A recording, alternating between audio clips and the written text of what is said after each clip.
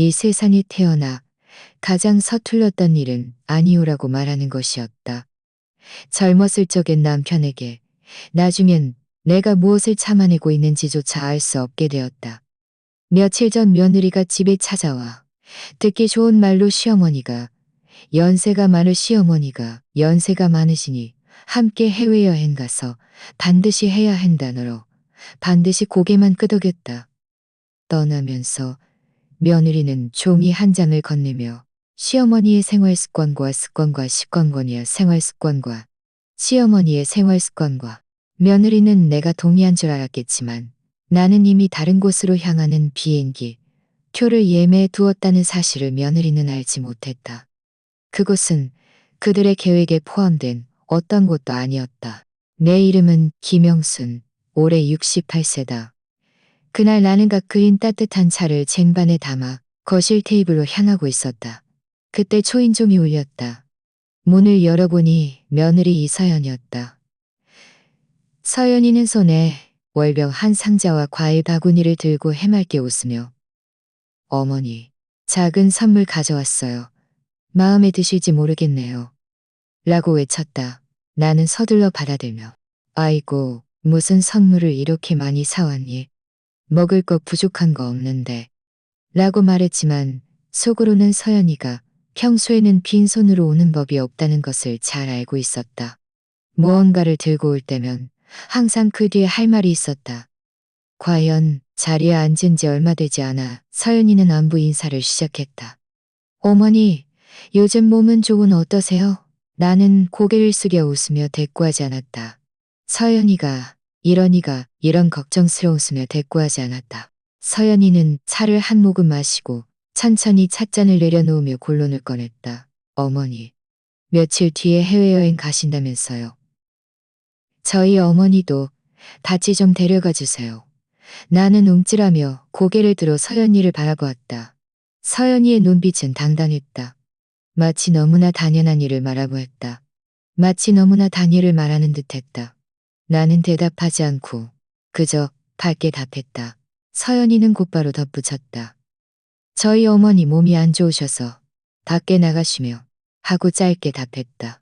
경험도 있으시니까 어르신들이 뭘 필요로 하시는지 잘 아시잖아요. 저희 젊은 사람들은요. 평소에 너무 바빠서 사소한 것들을 놓칠 때가 많아요. 어머니가 계시면 저희 어머니도 안심하실 테고요. 말은 부드럽게 들렸지만 마치 내가 없어서는 안 될 존재인 양 포장되었지만 나는 서연이가 나를 개인 비서나 다름없이 여기고 있다는 것을 알아챘다. 내 가슴이 살짝 조여왔다. 어머니, 혹시나 잊어버릴까봐 작은 목록을 적어봤어요. 다 사소한 일들이라 어머니는 괜찮으실 거예요. 나는 고개를 숙여보니 종이에는 빼곡하게 10가지 항목이 적혀 있었다. 첫 번째, 매일 아침 6시에 저희 어머니 약 드시는 것을 잊지 말고 챙겨드릴 것. 두 번째, 외출할 때는 저희 어머니에게 겉옷을 꼭 챙겨드려 감기 걸리지 않게 할 것. 세 번째, 줄을 서 있을 때는 자리를 양보해 드릴 것. 네 번째, 음식은 담백하게 먹고 저희 어머니가 매운 것을 드시지 않게 할 것. 다섯 번째, 화장실에 가실 때는 항상 동행할 것. 여섯 번째, 밤에 잠들기 전에 저희 어머니에게 따뜻한 물을 준비해 드릴 것. 일곱 번째, 여행 중에는 항상 가방 드는 것을 도와드릴 것. 여덟 번째, 사진을 많이 찍어 나중에 저희 어머니를 위한 앨범을 만들어 드릴 것. 아홉 번째, 힘들다고 불평하지 마라. 저희 어머니 기분을 상하게 하지 말 것. 열 번째, 이번 여행은 모든 것을 저희 어머니 위주로 할 것. 나는 읽으면 읽을수록 가슴이 아려왔다. 고개를 들어 서연이를 바라보았다. 서연이의 눈빛에는 기대감이 스쳐 지나갔다. 마치 내가 고개를 끄덕이기를 기다리는 듯했다. 나는 한참을 침묵하다가 겨우 한마디를 쥐어짜냈다. 알겠다. 서연이의 얼굴에는 즉시 웃음꽃이 피었다. 어머니는 정말 마음이 넓으세요. 어머니 같은 어르신이 계셔서 정말 저의 복이에요. 말을 마친 서연이는 만족스러운 듯 10가지 약속이 적힌 종이를 거실 테이블에 나는 소파에 주저앉듯 몸이 축 처졌다. 문을 나서면서도 이 기간 동안 건강 조심하시고 너무 무리하지 마세요. 그 종이를 만져보니 종이 위에는 서연이의 향수 냄새가 남아 있었다. 한 문장 한 문장이 모두 도덕적 간유의 족쇄 같았다. 나는 종이를 찢지 않고 그저 잘 적어 유리 접시 밑에 눌러놓았다. 자리에서 일어나 내 방으로 돌아와 문을 닫았다. 방은 고요했다. 장은 고요에 닫았다. 방은 의자에 앉아 책상 위에 날건이었다. 나는 의자에 앉아 책상 위에 내 가슴이 갑자기 편안해졌다. 마우스를 클릭해 화면을 켜자 익숙한 항공권이 했다. 이 여행은 그들과 함께 가는 것이 아니라 나 혼자 가는 여행이었다. 그들은 내가 평생 널 위해서야라는 이름 아래 순종적인 도구로 살 것이라 생각했겠지만 내가 이미 나 자신만의 탈출구를 마련해 놓았다는 것을 그들은 알지 못했다. 나는 노트북을 덮고 손바닥으로 항공권 정보를 가만히 덮으며 가볍게 한숨을 내쉬었다. 이 여행은 탐색이자 작별이었다. 출발하는 날 아침, 나는 평소보다 일찍 일어났다. 아직 날이 밝기 전 창밖은 짙은 안개에 잠겨 있었다. 나는 침대 가장자리에 앉아 캐리어 지퍼를 가만히 쓰다듬으며 마음속으로 되뇌었다. 오늘 떠나는구나. 준비를 마친 나는 평소처럼 부엌에서 바쁘게 움직였다. 달걀 프라이를 굽고 우유를 데우는 냄비에서 김이 피어올랐다. 수많은 아침처럼 내 움직임은 능숙하고 무감각했지만 손에는 미세한 떨림이 있었다. 두려움 때문이 아니라 긴장감 때문이었다. 아들 박지훈이 문을 열고 들어와 식탁 위의 열 때문이었다. 아들 박지훈이 문을 열고 들어와 식탁 위에 문을 열고 들어와. 어머니, 이번 여행은 정말 즐겁게 보내셔야 해요. 지훈이는 웃으며 말했지만 나를 제대로 쳐다보지도 않았다. 지훈이에게 나는 마치 식탁 위의 따뜻한 아침 식사처럼 너무나 당연하게 언제든 손만 뻗으면 얻을 수 있는 존재 같았다. 나는 그들의 속내를 들추지 않고 고개를 끄덕이며 나지막이 말했다. 그래. 목소리는 평온하게 들렸지만 내 가슴 속에는 들덩이가 짓누르는 듯한 답답함이 있었다는. 차는 공항까지 내달렸다. 명절이 가까워져 공항은 사람들로 북적였다. 캐리어를 밀고 갈 때 나는 마치 떠들썩한 인파 속 외로운 그림자 같았다.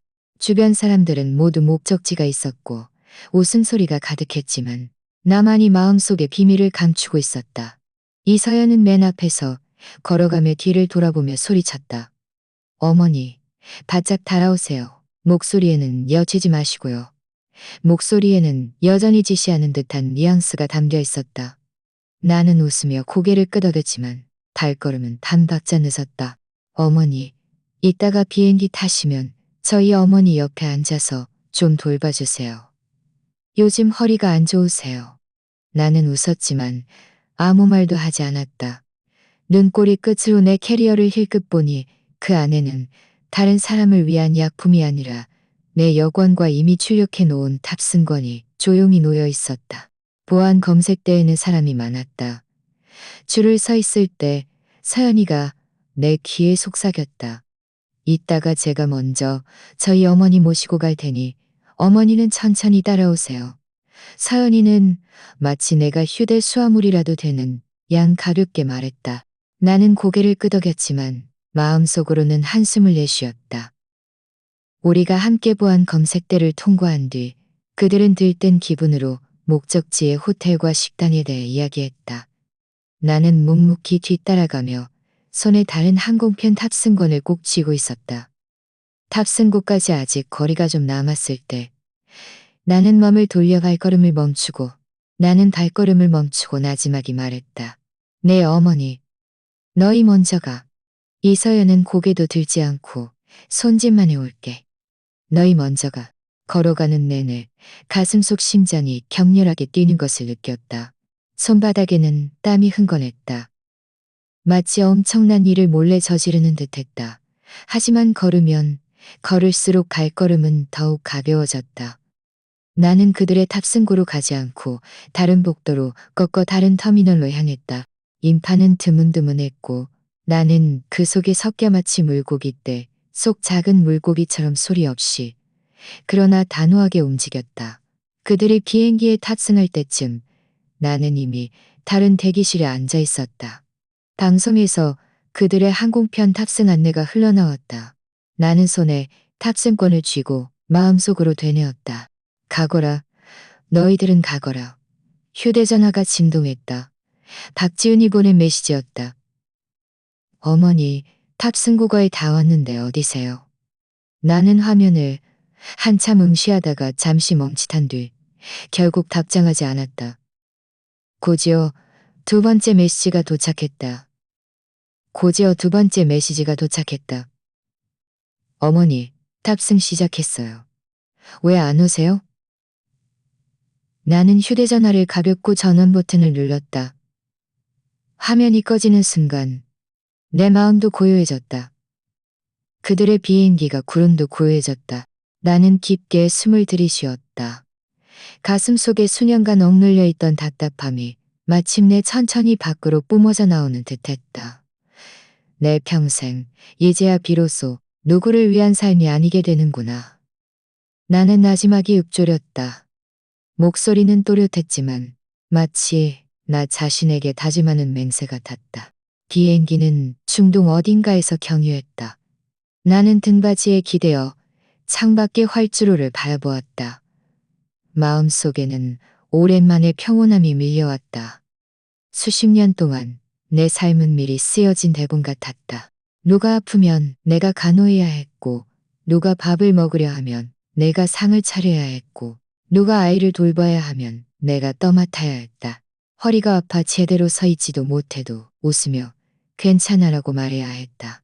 하지만 이번에는 내가 나 자신만의 대본을 썼다. 비록 짧은 며칠일지라도 낯선 도시를 걷고 하늘을 보고 거리를 보는 것만으로도 남이 짜놓은 틀 안의 것만으로도 남이 짜놓은 틀 안에 평생 갇혀 사는 것보다는 훨씬 나았다.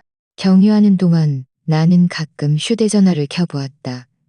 메신저 단체 채팅방에는 메시지가 끊임없이 떴다. 이서연의 목소리는 거의 폭발할 지경이었다. 어머니, 어디로 도망치셨어요?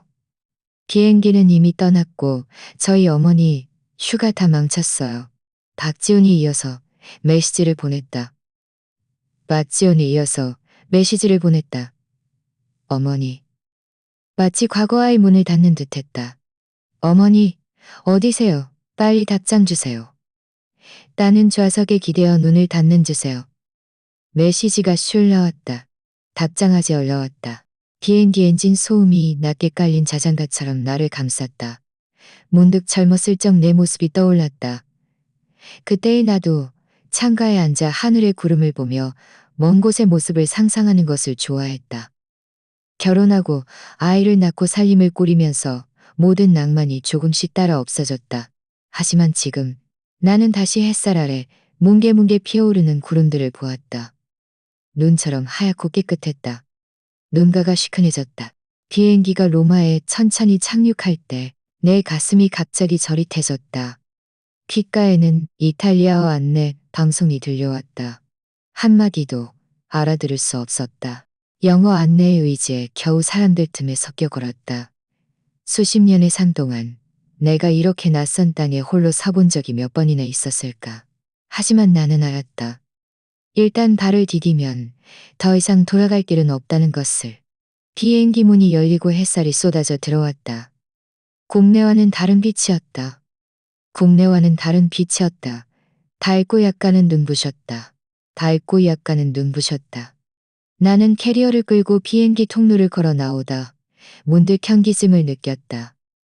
공항은 사람들로 걸어 나오다 문득 현기증을 느꼈다. 마음속에 막막함이 밀려왔다. 마치 끝없는 황야에 서 있는 기분이었다. 하지만 다음 순간 나는 깊게 숨을 들이쉬었다. 두렵지 않아. 내가 인생의 낯선 길을 걷는 것이 처음은 아니니까. 국내에 있을 때 미리 부탁해서 한인 민박을 예약해 두었다. 민박집 아주머니는 마중 나올 사람을 보내겠다고 했다. 하지만 나는 캐리어를 끌고 출구에서 30분 넘게 서 있었지만 팻말을 든 마중 나온 아저씨는 나타나지 않았다. 주변 사람들은 모두 마중 나온 사람들과 함께 떠났고 나는 홀로 덩그러니 인파가 흩어진 구석에 서 있었다. 휴대전화를 꺼내 중국어로 된 메신저 메시지를 찾아보았다. 하지만 이곳에서는 인터넷 연결이 끊겼다 이어졌다 하며 화면이 계속 멈춰 있었다. 내 마음은 불안해지기 시작했다. 만약 아무도 마중 나오지 않으면 이 넓은 공항에서 나 같은 노인이 어디로 가야 할까? 캐리어 지퍼 소리가 나를 조금 진정시켰다. 고개를 들어 뒤에 있나요? 고개를 들어 뒤에 캐리어 지퍼 소리가 나를 조금 진정시켰다. 고개를 들어 뒤에 엑셀 표지판을 보고는 용기를 내어 그쪽으로 걸어갔다. 캐리어를 끌고 택시 승강장에서 직원 한 명을 붙잡아 더듬더듬 그 말을 말했다. 상대방은 2초가 멍하니 서 있다가 빠르게 이탈리아어를 쏟아냈다. 나는 한마디도 알아듣지 못했지만 그가 손가락으로 앞을 가리키자 연신 감사합니다. 라고 말했다. 가슴이 조금 뜨거워졌다. 오랜만에 느껴보는 용기였다. 나는 캐리어를 끌고 짧지 않은 길을 걸었다. 걸으면서 표지판을 계속 주시했다. 햇살이 몸에 내리쬐어 이마에 땀이 송골송골 맺혔지만 한 걸음 한 걸음 내디딜 때마다 낡은 의존으로부터 벗어나고 있다는 느낌이 들었다. 예전에는 외출할 때마다 아들과 며느리를 따라다니기만 했고 나는 그저 뒤만 따라가면 되었다. 하지만 이제는 내가 직접 입을 열고 내가 직접 길을 걸어야 했다. 마침내 한 모퉁이를 돌자 민박집 간판이 보였다. 민박집 간판이 보였다. 그 순간 나는 울컥하는 기분이었다. 나는 울컥하는 기분이었다. 서러워서가 아니라 나는 고개를 끄덕이며 미소 지었고 속으로 생각했다. 나는 고개를 끄덕이며 미소 지었고 속으로 생각했다. 나무 침대 하나와 작은 골목을 향한 창문 하나. 나는 짐을 풀고 세수를 했다. 거울에 비친 내 이마에는 잔주름이 가득했지만 눈빛은 평소와 달랐다. 약간 피곤했지만 이전보다 더 밝아 보였다. 저녁 늦게 주변을 둘러볼 겸 밖으로 나가보려 했다. 작은 골목길은 돌길이 고르지 않았고 양쪽에는 빨래줄이 걸려 있었다. 개가 몸을 돌려들이 걸려 있었다. 공기 중에는 빨래줄이 걸려 있었다. 공기 중에는 빨래줄이 걸려 있다. 건기 중에는 빨리 걷다가 골목길이 이리저리 얽혀 길을 잃었다.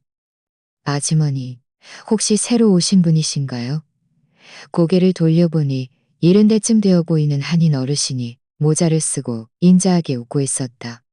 그는 자신을 최영철이라고 소개하며 이곳에서 10년 넘게 살았다고 했다. 로마에 처음 오셨죠? 골목길이 제일 길기 쉬워요. 골목길이 제일 길기 쉬워요.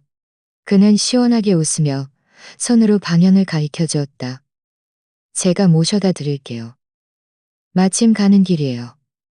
나는 멍하니 서 있다가 황급히 말했다. 가는 내내 그는 나에게 로마의 슈퍼마켓과 재래시장에 대해 이야기했다. 말끝에는 약간의 사투리가 섞여 있었고 쾌활한 기운이 넘쳤다. 나도 모르게 몇 번 웃었다. 긴장감도 많이 사라졌다.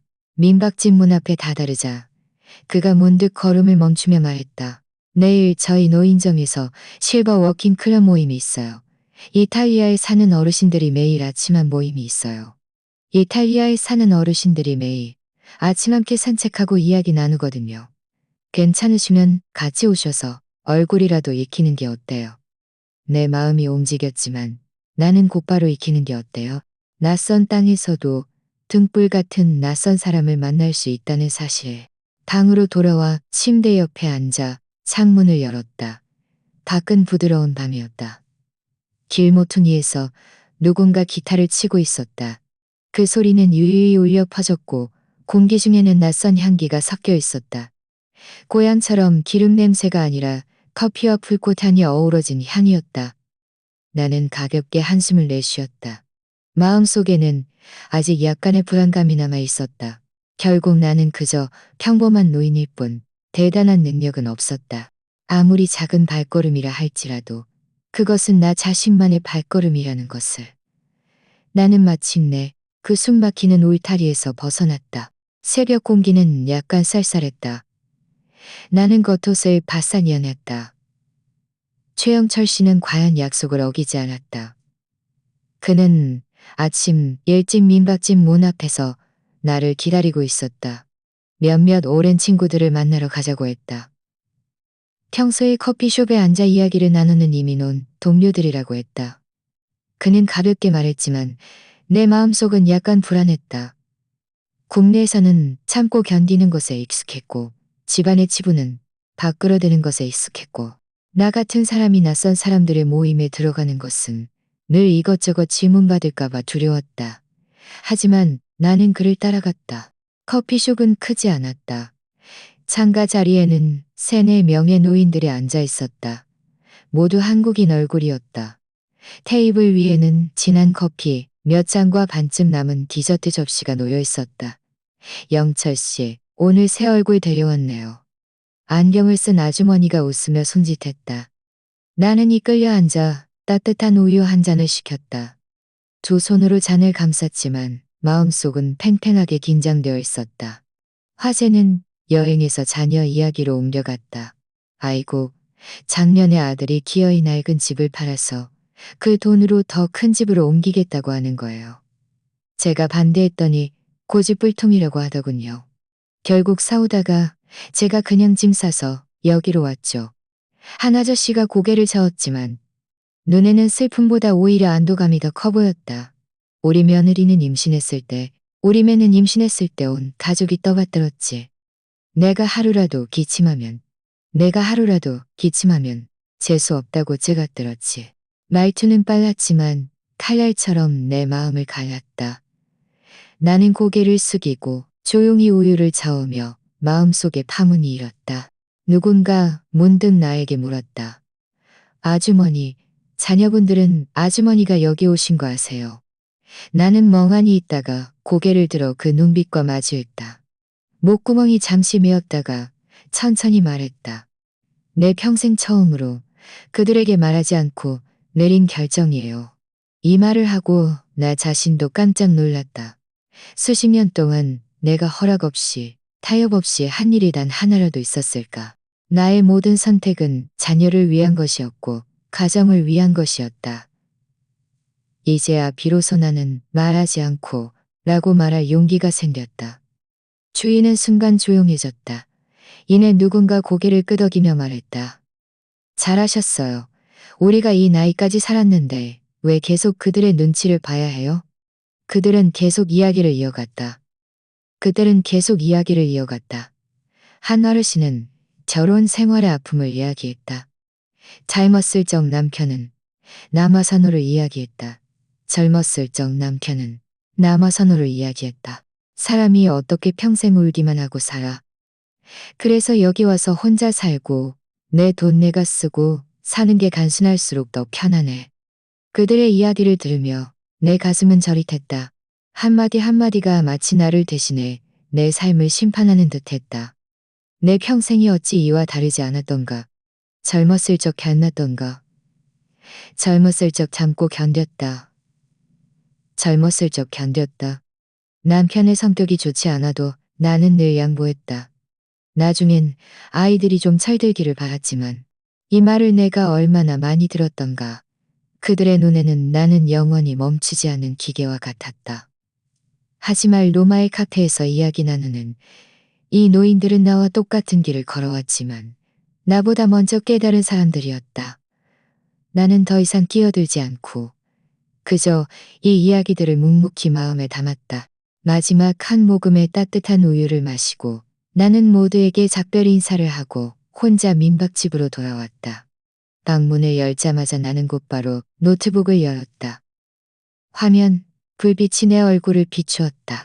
나는 그 흰 문서창을 응시하며 전에는 느껴보지 못한 충동이 마음속에서 꿈틀거렸다. 나는 첫 문장을 타이핑했다. 나는 누구를 위해서가 아니라 단지 더 이상 나 자신을 희생하고 싶지 않다. 손가락은 키보드 위에서 떨렸지만 마음속은 비정상적으로 또렷했다. 수십 년 동안 나의 모든 결정은 자녀를 위해서, 나는 이름표를 달고 있었다. 하지만 이번만큼은, 마침내 이번만큼은, 마침내 이번만큼은, 마침내 이번만큼은, 마침내 밤이 깊어지고 나는 노트북을 덮고 침대에 누웠다. 밖에서는 여전히 사람들의 소리와 가끔 자동차 경적 소리가 들렸지만 나는 곧 깊은 잠에 빠져들었다. 꿈도 꾸지 않았고 놀라 깨지도 않았다. 이것은 수년간 느껴보지 못한 깊은 잠이었다. 아침 햇살이 커튼을 뚫고 얼굴에 비쳤을 때 나는 비로소 깨달았다. 혼자 조용히 잠들고 누가 자신을 깨울까 걱정하지 않고 누구의 눈치도 보지 않아도 되는 것. 로마에서의 내 나날은 생각보다 평온했다. 매일 아침 창문을 열면 길모퉁이 카페의 향긋한 커피 냄새가 풍겨왔고 멀리서 성당 종소리가 정시에 울려 퍼졌다. 나는 따뜻한 물에 발을 담그고 슈퍼마켓에서 빵과 채소를 골랐다. 삶은 단순했지만 더 이상 숨막히지 않았다. 하지만 마음속으로는 항상 언젠가는 그 전화와 마주해야 한다는 것을 알고 있었다. 하지만 가슴이 시큰하고 먹먹했다. 과연 그날 오후 내 휴대전화 화면이 밝아졌다. 손가락은 화면 위에서 여러 번 멈칫하며 전화를 끊으려 했지만 결국 나는 수락 버튼을 눌렀다. 화면이 번쩍하고 지훈이의 얼굴이 나타났다. 지훈이는 피곤에 절어 있었고 눈은 핏발이 서 있었으며 수염도 깎지 않았다. 그 옆에는 이서연이 바싹 붙어 있었다. 서연이의 얼굴은 굳어 있었고 그 옆에는 소리도 들렸다. 목소리는 날카로웠으며 거의 소리치듯 말했다. 거의가 어머니 찾느라 무슨 짓이에요. 가족이 다 같이 행복하게 살아야지. 이렇게 뛰쳐나가는 게 무슨 난리야? 나는 휴대전화를 쥔 손이 미세하게 떨렸지만 눈물은 흘리지 않았다. 그저 그들을 조용히 바라보았다. 마치 나와 상관없는 한바탕 소란 것 같았다. 박지우는 깊게 숨을 들이쉬며 목소리를 누그러뜨리려 했다. 사연이가 아기는 없어요. 그냥 그렇게 일 처리하는데 익숙해서 그래요. 아직 어려서 뭘 몰라요. 어머니, 마음에 담아두지 마세요. 집에는 어머니가 없으면 안 돼요. 나는 듣고 속으로 차갑게 없으면 안 돼요. 결국 그들의 눈에 이 모든 것은 그저 습관일 뿐이었다. 지난 세월 동안 나는 아침 일찍 나갔다가 밤늦게 돌아오며 그들의 아이를 돌봐주었다. 허리가 아파 제대로 서 있지도 못해도 부엌에 가서 요리를 해야 했다. 식탁에는 내가 만든 서너 가지 반찬이 있었지만 늘 서연이에게 서연아, 이 반찬 먹을 수 있겠니? 이 반찬 먹을 수 있겠니? 하고 먼저 물어야 했다. 결국 내가 먹는 것은 그들이 남기니 남긴다. 내가 조금이라도 늦으면 서연이의 그 입이 또 잔소리를 늘어놓을까봐 두려웠다. 하지만 이 모든 서러움은 결국 내 아들의 입에서 희미한 습관이라는 한마디로 귀결되었다. 나는 화면을 응시하며 가볍게 한숨을 내쉬었다. 눈에는 분노도 없었고 따뜻함도 없었다. 나는 천천히 입을 열었다. 지훈아, 너는 한 번이라도 내가 원했는지 물어본 적 있니? 이 여행은 원래 내가 직접 계획한 거야. 이서연은 곧바로 말을 가로챘다. 목소리가 갑자기 높아졌다. 어머니, 이러시는 건 너무 이기적이세요. 어르신이 이렇게 뛰쳐나가시면 가정을 버리는 거나 마찬가지잖아요. 집안의 모든 식구가 어머니만 바라보고 있는데 어머니가 안 돌아오시면 저희는 어떻게 살아요? 나는 입술을 꽉 다물고 그 당당한 얼굴을 바라보았다. 문득 우스꽝스럽고 낯설게 느껴졌다. 서연이가 말하는 집은 도대체 누구의 집인가? 네가 열게 따르라고 했을 때 서연이가 말하는 집은 도대체 누구의 집인가? 서연이가 말하는 것은 도대체 누구에게 의지하고 있다는 말인가? 서연이는 멍하니 굳어버렸다. 마치 사람들 앞에서 가면이 벗겨진 듯 했다. 입을 벌리고 한참 동안 아무 말도 하지 못했다. 박지훈이 옆에서 작은 소리로 말했다. 서연이가 그냥 순간적으로 잘못 생각한 거예요. 나는 고개를 저었다. 내 목소리는 그 어느 때보다도 평온했다. 네 목소리는 그 어느 때보다도 평생 더 이상나니. 지훈아, 네가 잘못 생각한 거야. 너희가 원하는 건 어머니가 아니라 말 잘 듣는 부모. 말하지 않고 반대하지 않고 반대하지 않고.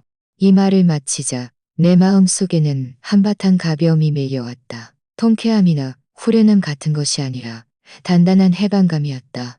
마치 수년간 짊어지고 있던 무거운 짐을 마침내 내려놓을 수 있게 된 듯했다. 화면 속 세 사람의 표정은 각기 달랐다.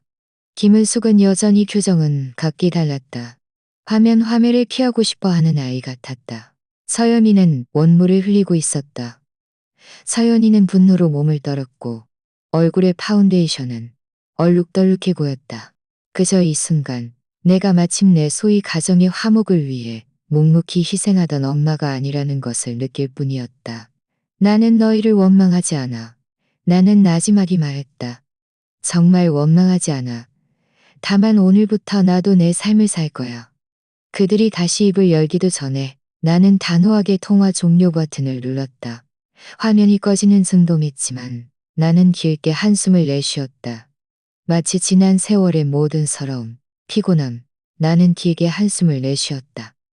마치 지난 세월의 모든 서러움. 그때 문 밖에서 노크 소리가 들렸다. 문을 열자 최영철 씨였다. 그는 손에 신선한 토마토 한 봉지와 바게트 빵 한 봉지를 들고 있었다. 바람에 그의 머리카락이 약간 헝클어져 있었지만 얼굴에는 늘 그랬듯 웃음이 걸려 있었다.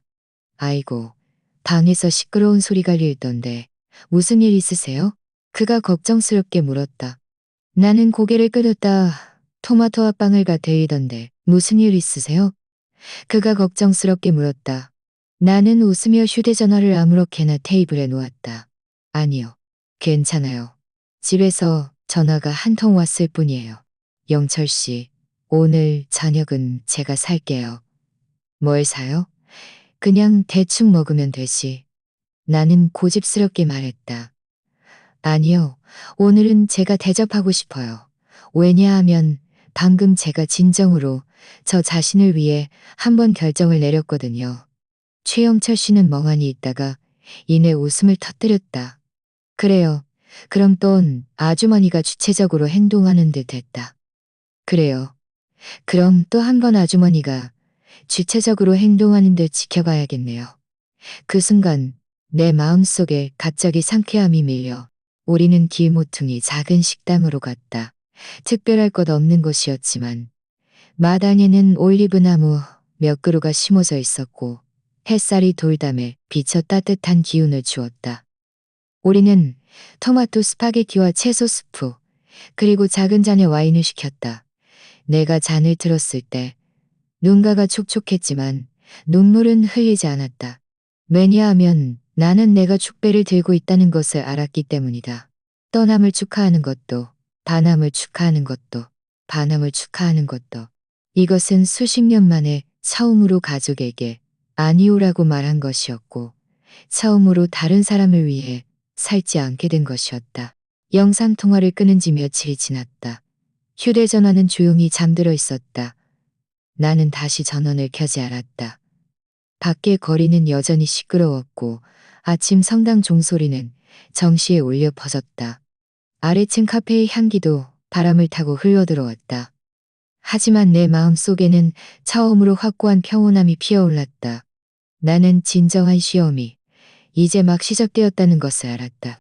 그 보이지 않는 끈을 완전히 끊어내려면 순간적인 감정에만 의존할 것이 아니라 냉정하게 미래를 계획해야 했다. 최영철 씨는 나를 데리고 몇 군데의 한인 노인주거 공동체를 둘러보았다. 공동체라고는 하지만 사실은 낡은 건물 안에 열몇 가구의 방이 나뉘어 있는 형태였다. 복도는 약간 어두웠고 벽은 얼룩덜룩했다. 복도에는 희미한 음식 냄새가 풍겼다. 각자 독립된 작은 방을 가지고 있었고 간단한 침대 하나가 놓여 있었다.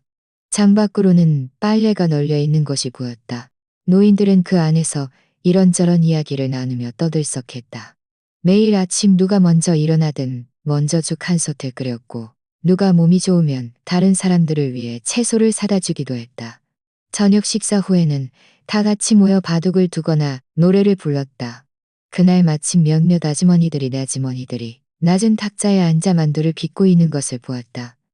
손놀림은 빠르지 않았지만 웃고 떠들며 만두피가 하나씩 접시 위에 놓였다. 나는 문 앞에 한참 서 있다가 왜 코끝이 찡했는지 깨달았다. 그 냄새는 아들 집에서 먹던 어떤 밥보다도 진한 것이었다.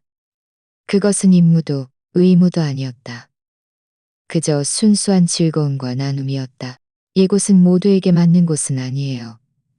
최영철 씨가 내 귀에 나지막이 말했다. 어떤 사람은 시설이 나쁘다고 투덜대지만 어떤 사람은 자녀들 곁에 있는 것보다 훨씬 낫다고 생각하죠. 나는 고개를 끄덕였다. 속으로 생각했다. 이것이 또 다른 삶의 방식이구나. 어쩌면 단순하고 어쩌면 초라할지라도 이곳에서는 아무도 당신을 보모로 여기지 않아. 당신은 그저 당신 자신일 뿐이야.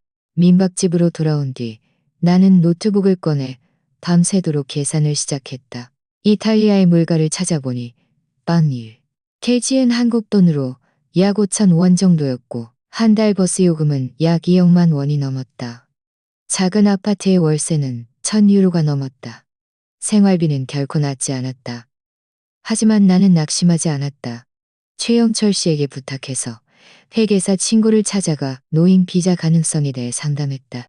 동시에 국내의 옛 동료에게 편지를 써서 변호사에게 내 부동산의 일부를 신탁으로 설정할 수 있는지 문의해 달라고 부탁했다.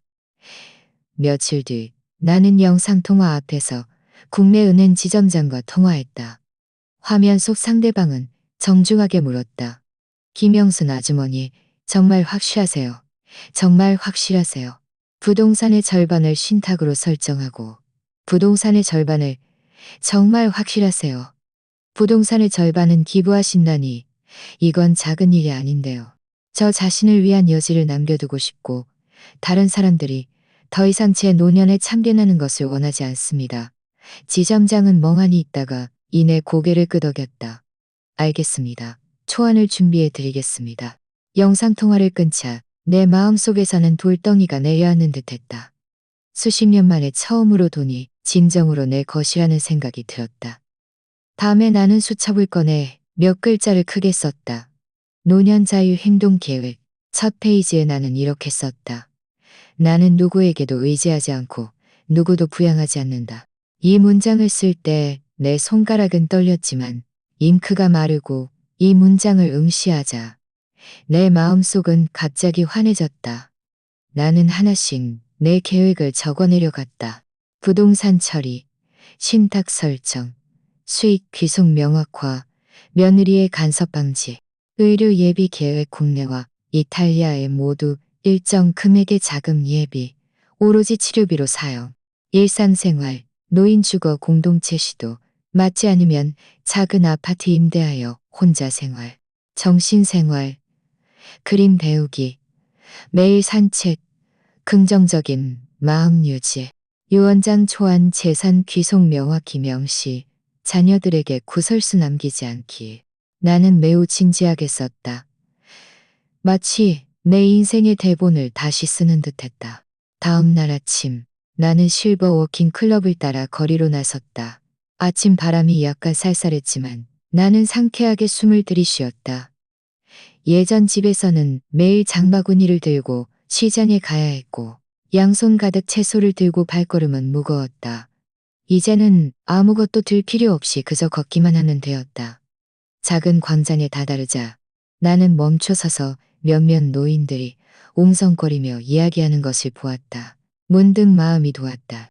서툰 손가락으로 그림을 그렸다. 색깔은 삐뚤빼뚤했지만 나는 웃었다. 그림도 숨 쉬는 것처럼 사람을 편안하게 해줄 수 있다는 것을 깨달았다. 저녁에 방으로 돌아와 국수 한 그릇을 끓였다. 냄비 속 토마토는 보글보글 끓어오르며 향긋한 냄새를 풍겼다. 나는 테이블에 앉아 연필을 깨물며 내 자유행동 계획을 수정했다. 만약 어느 날 내가 병이 났다면? 나는 스스로에게 물었고 종이에 적었다. 믿을 만한 사람을 찾아 간병 계약을 체결한다. 나년 내가 외로워진다면? 나는 적었다. 나 자신과 잘 지낼 것이다. 동반자를 강요하지 않을 것이다. 내 눈가가 촉촉해졌지만 옳지는 않았다. 지난 세월 동안 내 삶은 온통 다른 사람이 짜놓은 계획뿐이었다. 처음에는 남편, 그 다음은 아들과 며느리. 오늘 나는 마침내 운명의 펜을 내 손에 쥐게 되었다. 잠들기 전 나는 논일 펜을 내 손에 쥐게 되었다. 잠들기 전 나는 그 노년 자유 행동 계획에게 맡아 두었다. 이것은 누구를 위해서도 아니었고 무엇을 증명하기 위해서도 아니었고 무엇을 증명하기 위해서도 아니었고 꿈속에서 나는 햇살 밝은 거리를 걷고 있었다. 손에는 그린붓을 들고 발걸음은 가벼웠다. 그날 오후 나는 최영철 씨와 함께 시장에서 토마토를 고르고 있었다. 노점 앞에는 붉고 통통한 토마토가 산처럼 쌓여 있었다. 그는 토마토를 하나씩 들어 코끝에 대고 냄새를 맡은 다음 조심스럽게 다시 내려놓았다. 나는 바구니를 들고 오이를 고르려던 참이었다. 휴대전화가 갑자기 계속 진동했다. 화면이 밝아지는 순간 내 가슴이 쿵 하고 내려앉았다. 잠시 망설이다가 나는 결국 이서연 어머니 어차피 집에 안 계시는데 집 비워두는 것도 그렇고 해서 저희 어머니를 모셔왔어요. 짧은 한 문장이었지만 나는 그것을 보고 가슴이 답답해졌다. 손가락은 순식간에 차가워졌다. 마치 머리부터 차가운 물 한 통을 뒤집어 쓴 듯 했다. 나는 한참을 멍하니 서 있었다. 가슴이 한 번씩 조여들었다. 마침내 그 속에 담긴 비아냥거림을 이해했다. 결국 내가 떠나자 그들의 첫 반응은 내 안위를 걱정하는 것도 어디 계세요? 하고 묻는 것도 아니었다. 다른 여자를 자연스럽게 내방했다. 나는 고개를 들어 최영철 씨를 바라보았다. 그는 눈을 가늘게 뜨고 그 둥글고 통통한 토마토를 고르고 있었다. 내 표정이 이상한 것을 보고는 무심하게 물었다. 나는 곧바로 대답하지 않고 휴대전화를 주머니에 넣었다. 손바닥에는 땀이 흥건했고 미세하게 떨렸다. 민박집으로 돌아와 바구니를 아무렇게나 내려놓고 의자에 앉았다. 그 메시지를 반복해서 읽었다. 서연 어차피 어머니 안 계시는데 저희 어머니가 지내는 게 뭐 어때요? 간단한 한 문장이었지만 그 어떤 싸움보다도 내 마음을 차갑게 만들었다. 다른 사람을 집에 들였기 때문이 아니라 그 당연하다는 듯한 말투 때문이었다. 마치 내 집, 내 삶이 원래부터 나와는 아무 상관없는 일인 양. 이 차가운 기운이 뼛속까지 파고들었다. 나는 의자 등받이에 기대어 몇 번 깊게 숨을 들이쉬며 나 자신을 진정시켰다. 나는 스마트 도어록 앱을 열었다. 손가락이 화면 위를 움직였지만 가슴은 저릿했다. 화면에는 박지훈, 이서연, 그리고 김은숙이라는 익숙한 이름 몇 개가 보였다.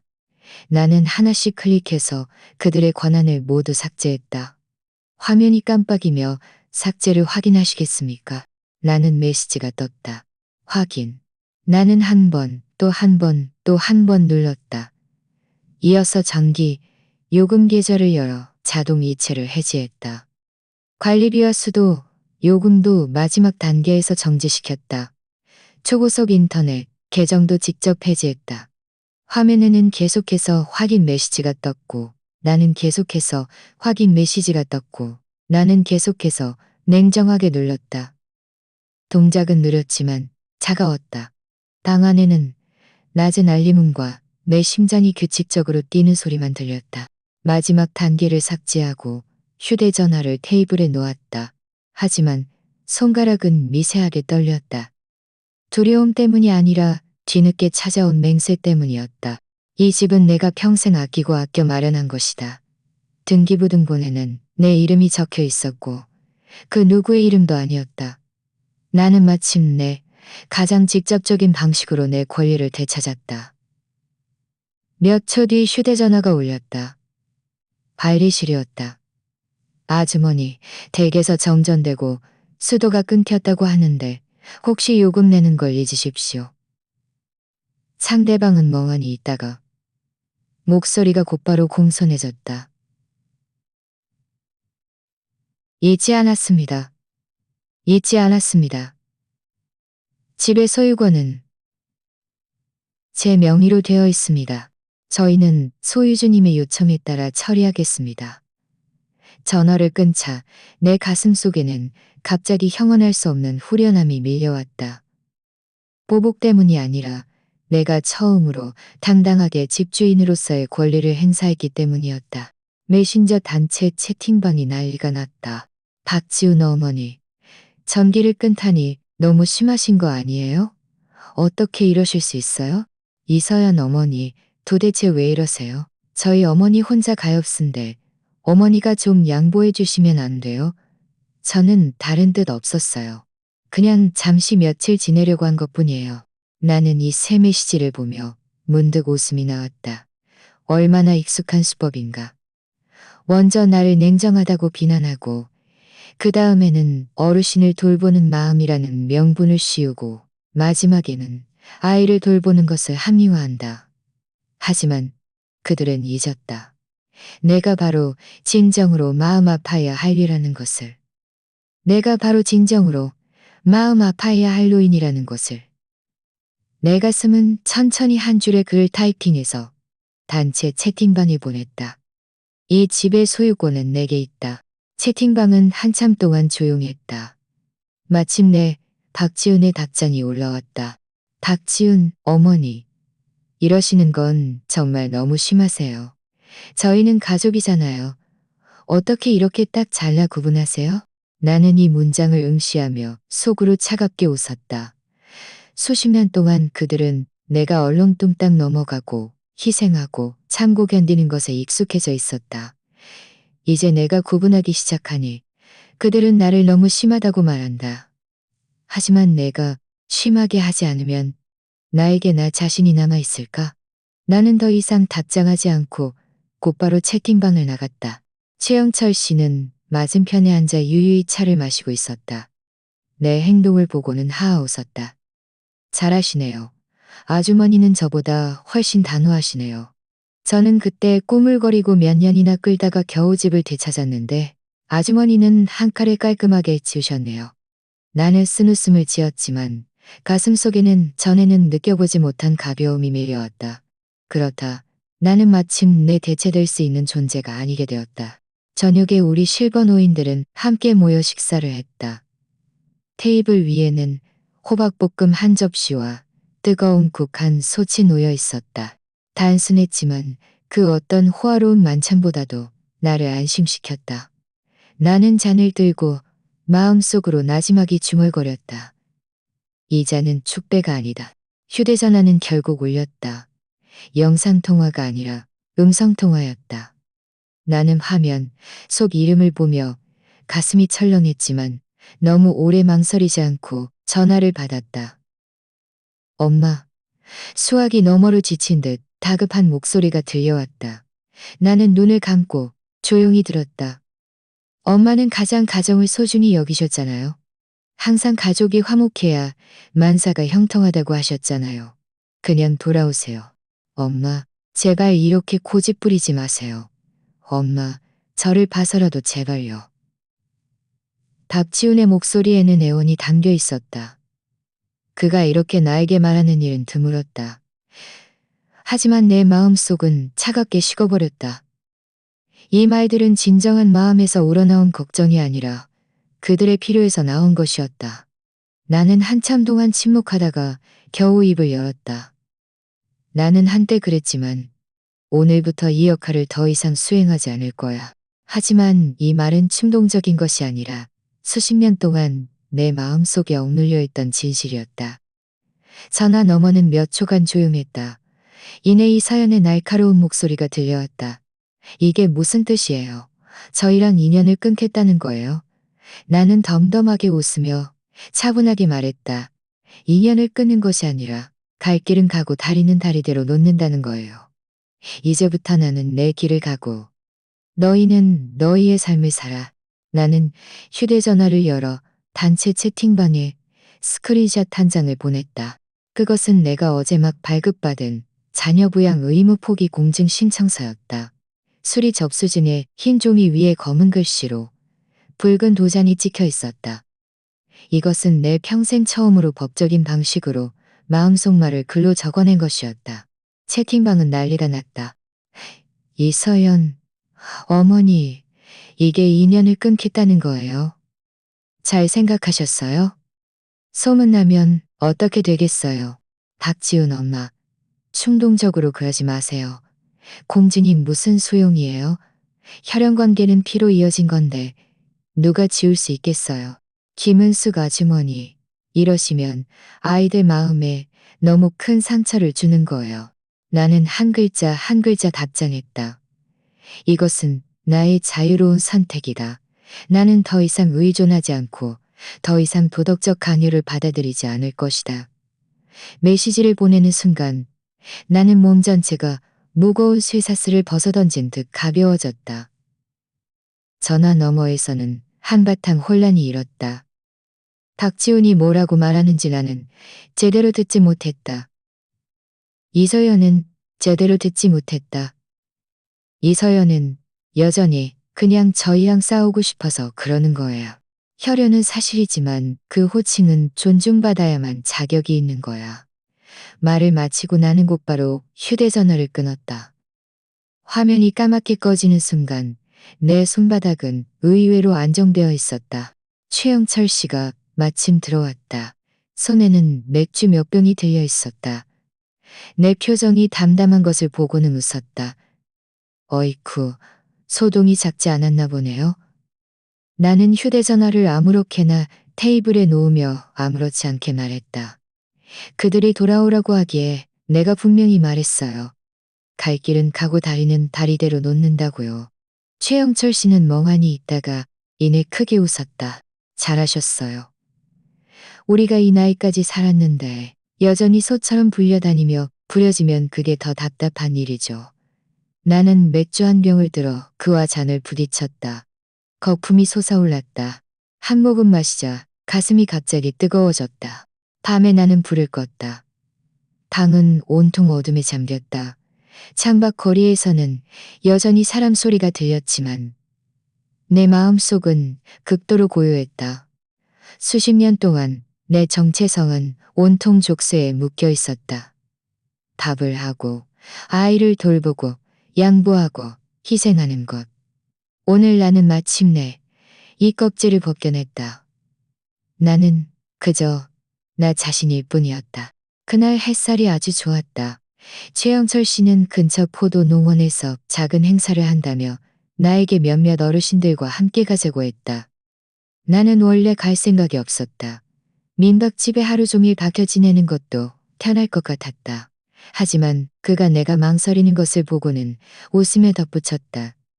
그냥 바람 쐴 겸 가는 거죠. 그냥 바람 쐴 겸 가는 거죠. 우리는 일정에 얽매이지 않고 가이드 말도 안 들을 거예요. 잎사귀들은 미풍에 살랑거렸고 빛과 그림자가 땅 위에 얼룩덜룩하게 떨어졌다. 포도송이들은 무겁게 매달려 있었고 색깔은 푸른빛에서 보랏빛으로 변해갔다. 공기 중에는 풀 내음과 과일의 달콤한 향이 섞여 있었다. 온몸이 씻겨 내려간 듯 상쾌하고 편안했다. 도착하자 최영철 씨가 뒤를 돌아보며 웃으며 말했다. 손에 든 소풍 바구니를 흔들었다. 도착했어요. 포도 농원에는 나무 테이블 몇 개가 놓여 있었고 외국인 몇몇이 피자를 먹고 와인을 마시고 있었다. 우리 일행은 오래된 올리브나무 아래 자리를 잡고 앉아 가져온 음식들을 하나씩 꺼내놓았다. 누군가는 수박을 썰고 누군가는 부쳐온 달걀말이를 꺼냈다. 나도 보온 도시락을 열었다. 그 안에는 어젯밤 내가 삶은 땅콩이 들어있었다. 알알이 통통하고 약간의 오향이 감돌았다. 평소에는 조용히 감돌았다. 나는 그것을 힘들도 약간의 오향이 감돌았다. 마치 어떤 의식을 치르는 듯했다. 모두들 먹으면서 이야기를 나누었다. 웃음소리가 때때로 흘러나와 포도나무에 부딪히며 바람 종소리처럼 맑게 울렸다. 나는 긴 의자에 앉아 있었다. 햇살이 머리 위 포도잎을 뚫고 내려와든 위로 쏟아졌다. 따뜻했지만 눈부시지 않았다. 바람이 살랑살랑 불어와 멀리서 숯불고기 굽는 냄새를 실어왔다. 나는 문득 온몸이 이완되는 것을 느꼈다. 몸이 편안해지는 것이 아니라 마음속으로 한숨을 내쉬는 듯했다. 수십 년 동안 나는 단 한 번도 이렇게 해본 적이 없었다. 예전에는 어디를 가든 심지어 밥을 먹거나 아이들이 배불리 먹었을까 걱정하거나 시어머니 표정이 안 좋을까봐 두려워했다. 나중에는 며느리가 내가 너무 말이 많다고 할까봐, 그 다음에는 내가 충분히 잘하지 못할까봐, 그들이 불만족스러워할까봐, 아들이 양쪽에서 난처해 할까봐, 손주가 할머니 잔소리 많다고 할까봐, 손주가 할머니 잔소리 많다고 할까봐 두려워했다. 하지만 지금 나는 그저 조용히 앉아 내가 만든 땅콩을 먹고 옆 사람들의 웃음소리를 듣고 있을 뿐이었다. 누구도 내가 철들어야 한다고, 눈치 봐야 한다고, 잘 처신해야 한다고 기대하지 않았다. 점심 식사 후 누군가 노래를 부르자고 제안했다. 상하이 아주머니 한 분이 나지막이 야래양을 흥얼거렸다. 목소리는 거칠었지만 감동적이었다. 아주머니가 노래를 시작하자 옆에 있던 몇몇도 따라 흥얼거렸다. 나도 작은 소리로 두어 소절 불렀다. 목소리가 약간 잠겨 있었지만 소리가 나오자 그렇게 어색하지 않았다. 나 자신도 웃음이 나왔다. 최영철 씨가 물잔을 들고 웃으며 말했다. 처음 오셨을 때는 온몸이 긴장돼 있었는데 지금은 정말 휴가객 같아요. 나는 고개를 저으며 웃었다. 이제는 휴가가 아니에요. 내 삶을 살고 있는 거예요. 모두들 박장대소했다. 누군가는 그 말이 정말 좋다고 했다. 저녁에 민박집으로 돌아와 뜨거운 물로 샤워를 했다. 창밖은 점차 어두워지고 주황색 노을이 하늘을 가득 채웠다. 나는 젖은 머리카락을 어깨에 늘어뜨린 채 테이블에 앉아 늘 가지고 다니던 일기장을 펼쳤다. 펜을 들어 새로운 페이지에 적었다. 누구도 누구에게 반드시 책임질 필요는 없다. 책임은 희생이 아니라 자신을 사랑하는 법을 배우는 것이다. 이 문장을 쓰고 나는 잠시 멈춰서서 창밖의 마지막 노을이 천천히 사라지는 것을 바라보았다. 마음속은 문득 아주 평온했다. 수십 년 동안 나는 책임이라는 두 글자에 묶여 있었다. 어릴 때는 부모님에 대한 책임, 결혼 후에는 남편과 자녀에 대한 책임, 결혼 후에는 남편과 자녀에 대한 책임, 그 다음에는 온 가족에 대한 책임, 그 다음에는 온 가족에 대한 책임. 만약 관계 속에 존중이 없다면 그런 책임은 이름만 바꾼 착취에 불과하다. 나는 더 이상 그런 삶을 원하지 않았다. 저녁바람이 불어와 내 머리카락을 가볍게 흔들었다. 나는 일기장을 덮고 물 한 잔을 따랐다. 물을 마시면서 천천히 눈을 감았다. 오늘 하루는 특별히 떠들썩하지도 않았고 큰일도 일어나지 않았다. 하지만 그것은 내 인생의 작은 전환점 같았다. 그리고 나는 마침내 부엌에서 다른 사람의 뒤에서만 살던 사람이 아니게 되었다. 나는 나 자신만의 삶으로 돌아가고 있는 중이었다. 밤이 깊었을 때 나는 메신저를 열어 오랫동안 연락하지 않던 옛 이웃의 프로필 사진을 클릭했다. 그동안 그분은 나와 반쯤 친구 사이였다. 우리는 자주 아파트 문 앞에서 만나 이야기를 나누었지만 내가 떠난 뒤로는 연락이 끊겼다. 나는 휴대전화 앨범을 뒤져난 이 앨범을 뒤져보도 농원에서 찍은 사진 몇 장이 아주 가벼워졌다. 나는 휴대적 포도 농원에서 찍은 사진 몇 장, 테이블 위에 화분, 카페 테이블 위에 스케치, 길게 설명하지 않고 그저 5글치. 그저 오랜 친구에게 내가 사라지지 않았고 내 삶 속에 존재하고 있다는 것을 단순하게 알리고 싶었을 뿐이었다. 다음 날 옛 이웃은 웃는 얼굴 이모티콘으로 답장했다. 정말 잘 됐네요. 나중에야 나는 그가 이 말을 학부모 채팅방에 전달했다는 것을 알았다. 그날 밤 채팅방 전체가 김영순 아주머니가 해외로 가서 사신다니 정말 용감하시네. 아이고, 그분은 정말 멋지게 사시네. 우리는 그럴 배짱도 없는데. 그분이 나는 잘 지내고 있다고 하셨다니 얼마나 당당한 마음일까? 나는 전달받은 스크린샷을 보았지만 아무런 파문도 읽지 않았다. 그저 조용히 휴대전화를 덮었다. 다른 사람들이 어떻게 생각하든 중요하지 않았다. 중요한 것은 내가 정말 잘 지내고 있다는 것이었다. 아침 햇살이 커튼을 뚫고 비스듬히 테이블 위로 떨어졌다. 그 빛은 가늘고 부서져 나무결의 나이테를 유난히 선명하게 비추었다. 나는 두툼한 서리철을 손으로 쓸어보고 조심스럽게 봉투에 넣었다. 봉투 입구에 접착 테이프가 찰칵하는 소리를 내며 붙여질 때 마치 지난 세월의 종지부를 찍는 듯했다. 봉투 앞면에는 정갈하게 국내 주소와 함께 수신인 박지훈이라는 세 글자가 내 손으로 직접 쓰여 있었다. 천천히, 심지어 약간 뻣뻣하게 썼다. 쓰는 동안 내 가슴 속에서는 형언할 수 없는 감정이 밀려왔다. 작별을 고하는 것 같기도 하고 창금의 짐을 내려놓는 것 같기도 했다. 며칠 전 나는 이미 공증서에 서명하고 지장을 찍었다. 며칠 전 나는 이미 공증사무소에서 모든 서류 절차를 마쳤다. 그날 공증인이 내 앞에 서류 한 부를 건네주었다. 붉은 인주가 손가락에 묻는 순간 내 가슴은 불에 지지는 듯 시큰하고 아팠다. 하지만 이내 오랜만에 느껴보는 가벼움이 천천히 밀려왔다. 수십 년 만에 처음으로 이 발걸음이 누구를 위한 것이 아니라 나 자신을 위한 것이라고 느꼈다. 아주머니, 이것은 국제우편이라 도착하는 데 일주일 정도 걸릴 수 있습니다. 택배 직원이 나에게 상기시켜 주었다.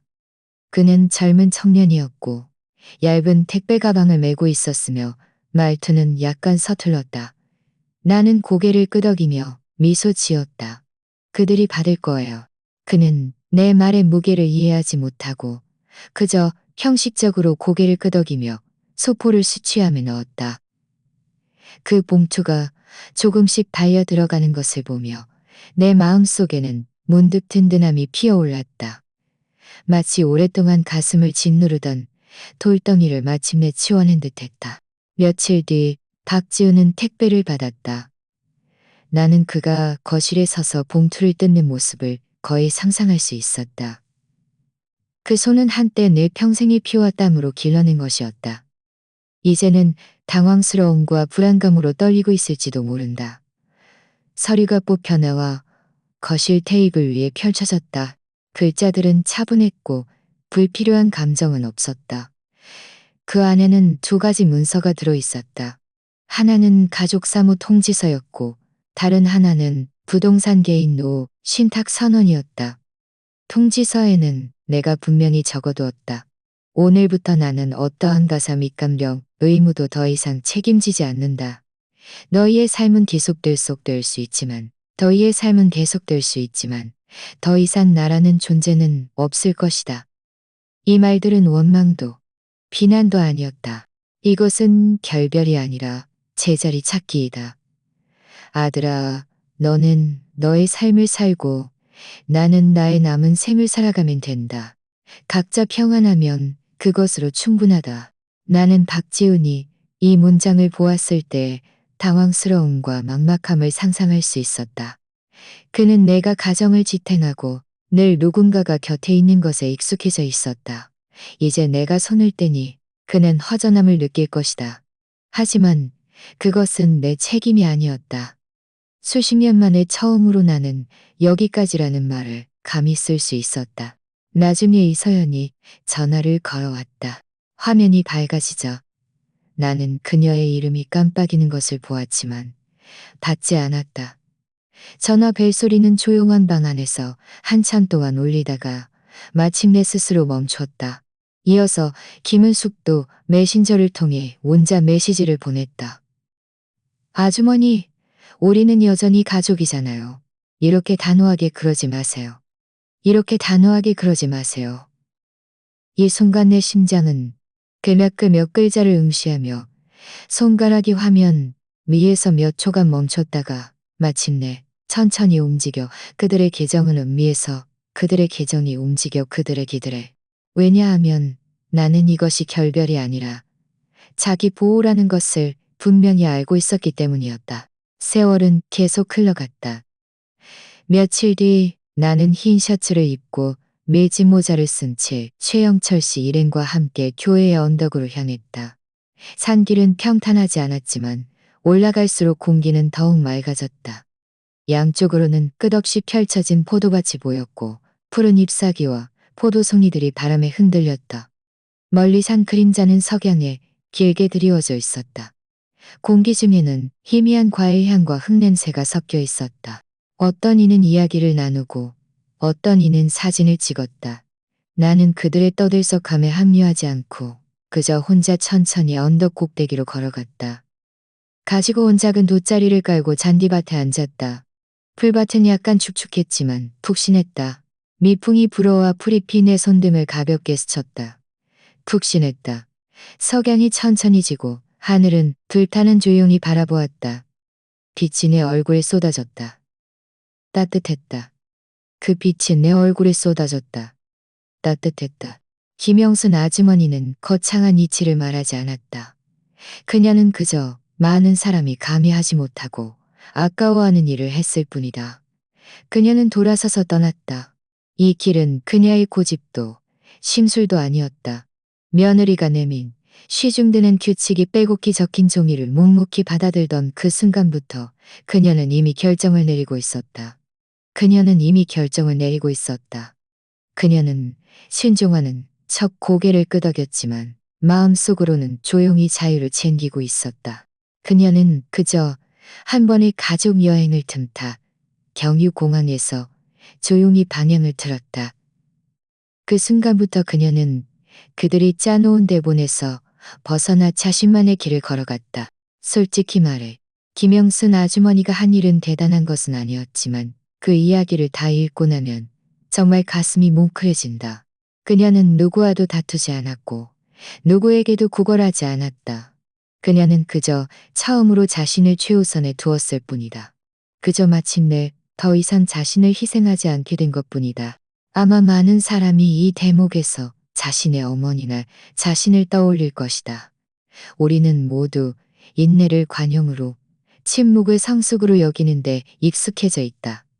하지만 때로는 그것이 그저 다른 사람들이 우리가 거절하지 못한다는 점을 이용해 자신들의 편의를 챙기는 것에 불과할 때도 있다. 김영순 아주머니의 이야기는 우리에게 말해준다. 늙었다고 해서 고개를 숙여야만 하는 것도 아니고 엄마나 시어머니가 돼 아니고 엄마나 시어머니 아니고 우리의 인생은 누구에 의해서도 정의되어서는 안 된다. 노년도 또 다른 멋진 시작일 수 있다. 이번 이야기는 여기까지입니다. 8,000 구독 목표를 달성하는데 도움을 주실 몇 번째 구독자님이 되실까요? 지금 바로 구독해주세요. 채널의 성장을 함께 지켜봐 주시기를 진심으로 초대합니다. 또한 제 이야기가 여러분께 도움이 되기를 바랍니다. 다음 이야기에서 다시 만나요. 본 채널의 이야기는 사회 뉴스, 시청자 투고 및 댓글 공유를 포함한 실제 사건을 바탕으로 각색되었습니다. 내용에 대한 의견이나 제안이 있으시면 댓글로 함께 토론해 주세요.